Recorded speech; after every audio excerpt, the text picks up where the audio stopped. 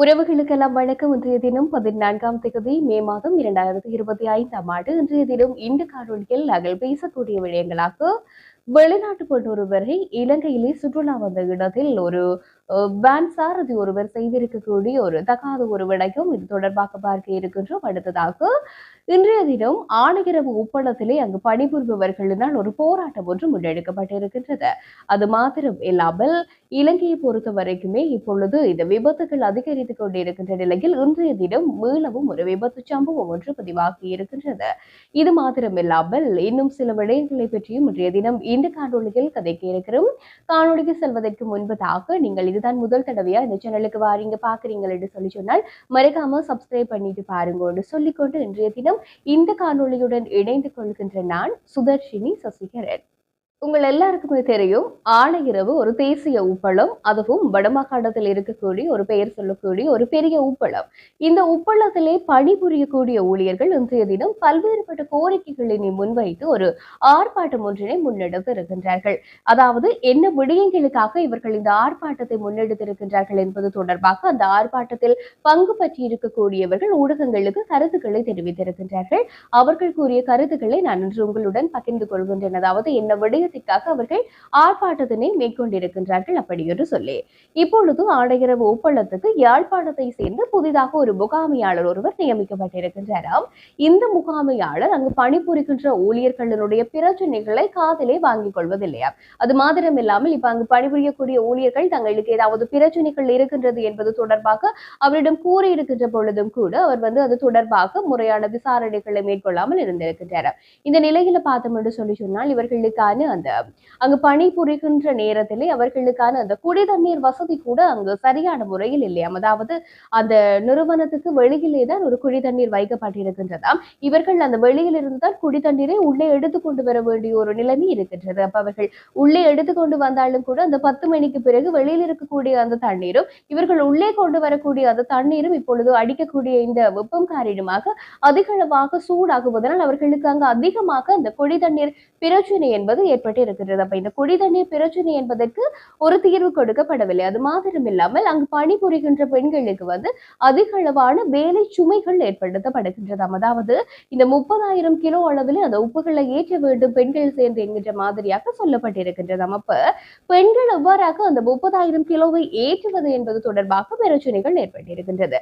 அது மாத்திரம் இல்லாமல் அங்கே பணிபுரிகின்றவர்கள் சும்மாக வெட்டியாக இருக்கின்றார்கள், வேலை செய்யவில்லை அப்படி என்று சொல்லி பல்வேறுபட்ட முறைப்பாடுகளை தெரிவித்திருக்கிறார்களாம். அது மாத்திரம் இல்லாமல் அவர்கள் இன்னும் அதில் சொல்லக்கூடிய குறைபாடுகளாக அங்கே இப்பொழுது ஒரு பெண் ஒருவர் ஊடகங்களுக்கு கருத்து தெரிவிக்கையிலேயே சொல்லியிருந்தார், தான் அங்கு பணிக்கு சென்று 9 வருடங்கள் ஆகின்றதாம். அப்படி 9 வருடங்கள் ஆகியும் கூட தன் அடிப்படையில் இருந்து சொல்கின்ற பல்வேறுபட்ட விடயங்களை முகாமையாளர்கள் காதலே வாங்கிக் கொள்வதில்லை என்று சொல்லி இருக்கிறார். அதற்கு பின்னர் வந்தவர்களுக்கு கூட அதிகளவான பணி உயர்வுகள் கொடுக்கப்பட்டிருந்தாலும் கூட தனக்கு இன்னமுமே அவ்வாறான ஒரு நிலைமையை தொடர்ந்தும் காணப்படுவதாகவும் அவரது நேரத்திலே விசனம் தெரிவித்து கூறியிருக்கின்றார்கள். அது மாத்திரமில்லாமல் இப்ப இன்றைய தினம் ஏற்பட்டிருக்கக்கூடிய அந்த போராட்டத்தின் பின்னதாக ஒரு சிலரை அழைத்து உள்ளே பேசுவதற்காக சென்றிருந்த வேளையிலே கூட அங்கு பணிபுரிந்தவர்களினுடைய அந்த என்ன பிரச்சனை உங்களுக்கு என்று சொல்லி கேட்காமல் மாறாக உள்ளே நீங்கள் கோடாரிப்படியை களவெடுத்து விட்டீர்கள், நீங்கள் உப்பை திருடினீர்கள் அப்படி என்று சொல்லி அவர்கள் மீது குற்றம் சாட்டுவதையே தான் அவர்கள் முழு மூச்சாக கொண்டிருந்தார்களே தவிர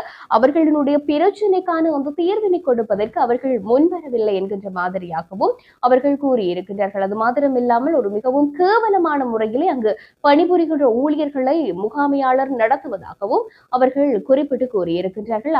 இன்றைய தினம் அந்த போராட்டமானது அங்கே முன்னெடுக்கப்பட்டிருக்கின்றது. இது மாத்திரமில்லாமல் அவர்கள் கூறக்கூடிய விடயங்களாக இன்னும் ஒன்று, இப்ப உங்களுக்கு எல்லாம் தெரியும், இந்த ஆணையரவு உப்பினுடைய பெயர் பெயர் மாற்றம் செய்யப்பட்டு ரஜலுணு என்கின்ற ஒரு பெயரிலே தான் இப்பொழுது கடந்த மாதம் கடந்த மாதத்துக்கு முன்னர் இந்த பெயர் வெளியீடு அந்த உப்பளத்தினுடைய அந்த வெளியீடு செய்து வைக்கப்பட்டிருந்தது ரஜலுணு என்கின்ற பெயரில்.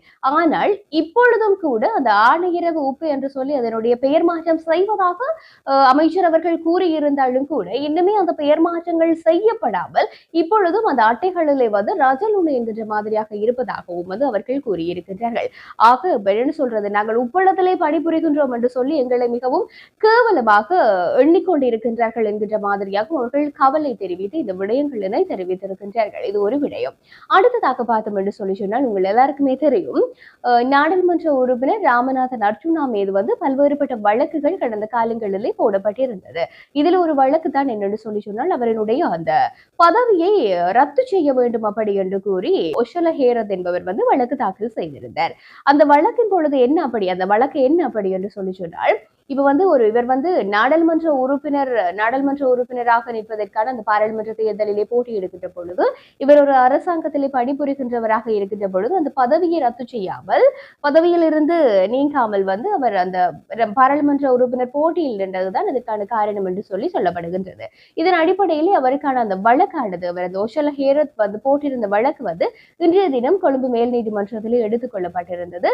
இந்த வழக்கானது வந்து இன்றைய தினம் இவர் சார்பாக ராமநாதன் அர்ஜுனா சார்பாக ஆஜராகி இருந்த ஜூனியர் சட்டத்தரணி வந்து தங்களுடைய சிரேஷ்ட சட்டத்தரணி, அதாவது சீனியர் சட்டத்தரணி ஆஜராக முடியாத காரணம் என்று சொல்லி நீதிமன்றம் தெரிவித்திருந்ததன் காரணமாக இந்த வழக்கானது ஜூன் மாதம் 26ஆம் தேதிக்கு வந்து ஒத்தி வைக்கப்பட்டிருக்கின்றது. அப்ப இதன் பின்னணியில சொல்லப்படுகின்றது, இந்த தீர்ப்பு, இந்த வழக்கினுடைய தீர்ப்பு வந்து ராமநாதன் அர்ஜுனா அவர்களுக்கு சார்பாக அமையப்படாத விடத்து அவருடைய நாடாளுமன்ற உறுப்பினர் பதவி பறிபோக கூடும் அப்படி என்று சொல்லியும் சொல்லப்படுகின்றது. அப்ப இதற்கு அடுத்ததாக அந்த பதவி யாருக்கு வழங்கப்படக்கூடும் அப்படி என்று சொல்லி சொன்னால், இவருக்கு அடுத்தபடியாக அதிக வாக்குகளினை பெற்றிருக்கக்கூடிய சட்டத்தரணி கௌசல்யா அவர்களுக்கு அது வழங்கப்படும் அப்படி என்று சொல்லியும் கூறப்படுகின்றது. ஆக இது வருகின்ற மாதத்திலே அந்த வழக்கினுடைய முடிவுகளை பார்த்ததன் பின்னர் தான் சொல்ல முடியும் என்ன விடயம் நடக்க போகுது அப்படி என்று சொல்லி. அடுத்ததாக பார்த்தோம் என்று சொல்லி சொன்னால், இன்றைய தினம் நாங்கள் எல்லாருமே வெட்கப்படக்கூடிய ஒரு சம்பவம் ஒன்று நடைபெற்றிருக்கின்றது. எங்கே எப்படி என்று சொல்லி கேட்டால் நுவரெலியாவில் தான் நடந்திருக்குது. அல்ஜீரியா நாட்டில இருந்து ஒரு வெளிநாட்டு சுற்றுலா பயணி ஒருவர் இலங்கைக்கு வந்து சுற்றுலாவுக்காக வந்திருக்கின்றார். இந்த நேரத்தில் இவர் நுவரெலியாவில இருந்து எல்ல செல்றதுக்காக ஒரு வேன் ஒன்றை வந்து அந்த ஆன்லைன்ல புக் பண்ணி இருக்கிறார். அப்படி அந்த ஆன்லைன்ல புக் பண்ணிக்குள்ள அந்த சாரதியும் வந்து அந்த இடத்துக்கு வந்து அந்த பெண்ணை ஏற்றி கொண்டு சென்றிருக்கிறார். இப்படி போகைக்குள்ள இந்த சாரதி வந்து பார்த்திருக்கிறார், இவ வந்து ஒரு வெளிநாட்டு பெண். அப்ப வெளிநாட்டு பெண்ன்றதுனால இவாட்ட அதிக அளவான காசு பணம் எல்லாம் இருக்கும் என்று சொல்லி நினைச்சு கொண்டு இவர் என்ன செய்யறாருன்னா ஒரு குளிர்பாடத்தை வந்து இந்த அல்ஜீரிய பெண்மணிக்கு வந்து கொடுத்திருக்கிறார். இந்த அல்ஜீரிய பெண்மணிக்கு வந்து 28 வயது, இந்த சாரதிக்கு வந்து 72 வயது. இவர் வந்து முன்னாள் போலீஸ் உத்தியோகத்தர் அப்படி என்று சொல்லி சொல்லப்படுகின்றது. அப்ப இவர் வந்து ஒரு குளிர்பானத்தை இந்த பெண்ணுக்கு கொடுத்திருக்கிறார். இந்த பெண்ணும் குடித்திருக்கிறார். அதன் பின்னதாக அவர் மயக்கமடைந்திருக்கிறார். இந்த நிலையில அந்த பெண்ணிடம் இருந்து 8 லட்சம் ரூபாய் பெறுமதியான பொருட்களை திருடிக்கொண்டு, திருடினது மட்டுமில்லை, இப்ப திருடிட்டு அந்த இடத்திலேயே அந்த பெண்ணை இறக்கி விட்டு போயிருந்தா கூட ஓரளவுக்கு பரவாயில்லை. அந்த பெண்ணிடம் இருந்து அந்த 8 லட்சம் ரூபாய் பெறுமதியான பொருட்களை திருடினது மாத்திரம் இல்லாமல் ஒரு 30 அடி பள்ளத்துல வந்து அந்த பெண்ணை, அந்த அல்ஜீரிய நாட்டு பெண்ணை வந்து தள்ளி விட்டு இவர் வந்து தப்பி சென்றிருக்கிறார். இதன் பின்னதாக வந்து பல மணி நேரங்களுக்கு பிறகு மயக்கம் தெளிந்து எழுந்து அந்த அல்ஜீரிய நாட்டு பெண்மணி உடனடியாக எல்ல காவல் நிலையத்திற்கு சென்று முறைப்பாடு ஒன்றை பதிவு செய்திருக்கிறார். இந்த முறைப்பாடுகளின் அடிப்படையில விசாரணைகளை தொடர்ந்த போலீசார் வந்து அதற்கு பின்னதாக அந்த சாரதியை வந்து கைது செய்திருக்கிறார்கள். அதன் பொழுது 5 லட்சம் ரூபாய் பெறுமதி மிக்க 2 தொலைபேசிகளை அவரிடமிருந்து இப்பொழுது மீட்டிருக்கிறார்கள். உண்மையில நாங்க பார்க்க போனோம் என்று சொல்லி சொன்னால், இப்ப இலங்கையை பொறுத்த வரைக்கும் அந்த அதிகளவான வருவாயை ஈட்டக்கூடிய விஷயங்கள்ல மிகவும் முக்கியமான ஒன்றுதான் இந்த சுற்றுலாத்துறை என்றது. அப்ப வெளிநாடுகள்ல இருந்து சுற்றுலா பயணிகள் அதிகளவாக இலங்கைக்கு வருவதன் மூலமாக தான் அந்த அந்நிய செலாவணி என்பது கிடைக்கப்பெறுகின்றது என்கின்ற ஒரு முக்கியமான விடயம் இருக்கு. ஆனா இப்படி வர்ற போற சுற்றுலா பயணிகளிடையே எல்லாம் இப்படியானவர்கள் வந்து தங்களுடைய கைவரிசைகளை காட்டிக் கொண்டிருந்தா சுற்றுலா பயணிகள் இங்க வருவார்களா அப்படி என்று சொல்றது வந்து மிகப்பெரிய ஒரு கேள்விக்குறியா இருக்குது. கொத்மலை கெரண்டியல பகுதியில நடந்திருக்கக்கூடிய அந்த விபத்து இன்றைக்கு வரைக்கும் எல்லோருடைய மனங்களிலையும் அதுக்கு அதிகளவான அதிர்வலைகளை ஏற்படுத்தி கொண்ட சமயத்துல இன்றைய தினம் மீளவும் நுவரெலியா பகுதியில் ஒரு விபத்து சம்பவம் ஒன்று நடந்திருக்கின்றது. அதாவது என்ன நடந்தது என்று சொல்லி சொன்னால், மட்டக்களப்பில இருந்து நுவரெலியாவுக்கு வந்து ஒரு டூர் போயிருக்கிறோம், ஒரு குரூப் ஒன்று. அதாவது மட்டக்களப்பில இருந்து நுவரெலியாக போயிருக்கிறோம். திரும்ப நுவரெலியாவில இருந்து மட்டக்களப்புக்கு போற வழியில தான் இந்த ஒரு விபத்து சம்பவமானது நடந்திருக்குது. அதாவது இந்த விபத்து எங்க நடந்திருக்குன்னு சொல்லி சொன்னால், நுவரெலியா வலப்பனை பிரதான வீதியில இருக்கக்கூடிய மகாவுவா அந்த வளைவு பகுதியில தான் நடந்திருக்குது இந்த விபத்து சம்பவம். அதாவது இது நேற்றைய தினம் பிற்பகல் நடந்திருக்கக்கூடிய ஒரு சம்பவமாக இருக்கின்றது. இதுல பார்த்தோம் என்று சொல்லி சொன்னால் இதுல 4 பேர் காயமடைந்திருக்கின்றார்கள். இந்த வானில பயணித்திருக்கக்கூடிய 4 பேர் காயமடைந்திருக்கின்றார்கள். இது தொடர்பாக போலீசார் இப்பொழுது விசாரணைகளை மேற்கொண்டிருக்கின்றார்கள். ஒரு விபத்து சம்பவத்தின் வடு இன்னும் ஆற முதலில் அடுத்தடுத்த விபத்து சம்பவங்கள் பதிவாகி கொண்டேதான் இருக்குது. இதுல நாங்கள் பார்த்தோம் என்று சொல்லி சொன்னால் அடுத்ததாகவும் ஒரு விபத்து சம்பவம் ஒன்று பதிவாகி இருக்கின்றது. இது எங்கே என்று சொல்லி சொன்னால் இது மகியங்கனைக்கு அருகில தான் இன்றைய தினம் இந்த விபத்து சம்பவமானது பதிவாகி இருக்குது. அதாவது ஒரு அதிகாலை பொழுது இன்றைய தினம் அதிகாலை பொழுதுல ஒரு சொகுசு பேருந்து ஒன்று விபத்திற்குள்ளாகி இருக்கின்றது. ஆனால் அதிர்ஷ்டவசமாக இதுல பயணித்த யாருக்கும் காயங்கள் ஏற்படவில்லை என்று சொல்லுது. இப்ப வீதியில இருந்து ஒரு கொஞ்சம் சருகி அந்த பேருந்து விபத்திற்குள்ளானதுல பேருந்துக்கு சேதங்கள் ஏற்பட்டிருக்குது. ஆனால் அதுல பயணம் செய்த யாருக்குமே எந்த விதமான ஒரு சேதங்களும் ஏற்படுத்தப்படவில்லை.